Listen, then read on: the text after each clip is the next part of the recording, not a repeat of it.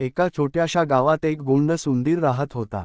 त्याचं नाव होतं चिमणू. चिमणू खूप हुशार होता, पण त्याहून जास्त खट्याळ. एके दिवशी तो आईकडे येऊन म्हणाला, आई, मला लग्न करायचं आहे, माझं लग्न लाव ना. आई हसून म्हणाली, अरे चिमणू, तुझ्यासारख्या छोट्या उंदराशी कोण लग्न करेल? पण चिमणू ठाम होता. तो म्हणाला, मी जगातल्या सर्वात शक्तिशाली गोष्टीशी लग्न करणार.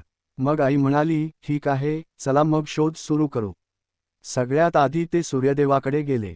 चिमणू म्हणाला, सूर्यदेवा, तुम्ही खूप शक्तिशाली आहात, माझ्याशी लग्न कराल का? सूर्यदेव हसून म्हणाले, अरे चिमणू, माझ्यापेक्षा ढग जास्त शक्तिशाली आहेत.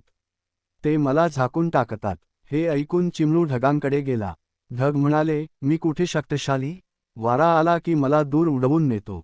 मग दोघं वाऱ्याकडे गेले. वारा म्हणाला, मी जोमाने वाहतो, पण भिंतीला धडकलो की थांबतो. माझ्यापेक्षा भिंत जास्त शक्तिशाली. भिंतीकडे गेले तर भिंत म्हणाली, माझी ताकद वायू हे खरी, पण उंदीर मला छिद्र पाडून कमकुवत करतात. हे ऐकून चिमणू आणि आई दोघेही थबकले. आई म्हणाली, बाळा, बघ, जगातल्या इतक्या मोठ्या गोष्टींपेक्षा उंदीरच किती शक्तिशाली आहेत. त्यामुळे तुझ्यासाठी योग्य जोडीदार दुसरी उंदरीच. चिमणूला हे अगदी पटले. आणि मग गावात मोठा जल्लोष झाला. ढोल ताशे वाजले, उंदीर मंडळी जमली, आणि चिमणूचं लग्न धुमधडाक्यात पार पडलं.